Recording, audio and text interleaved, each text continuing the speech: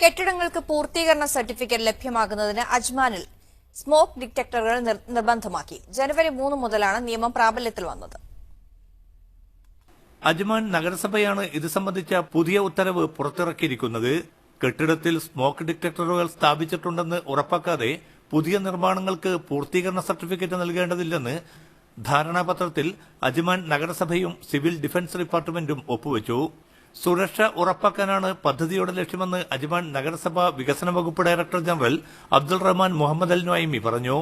താമസക്കാരുടെ കെട്ടിടങ്ങളിലെ fire ഡിറ്റക്ടറുകളെ civil defence operation റൂമുകളുമായി ബന്ധിപ്പിച്ച് ജനങ്ങളുടെ ജീവനും സ്വത്തിനും സംരക്ഷണം ഉറപ്പാക്കുമെന്നും അദ്ദേഹം വെളിപ്പെടുത്തി. Media 1 Ajman.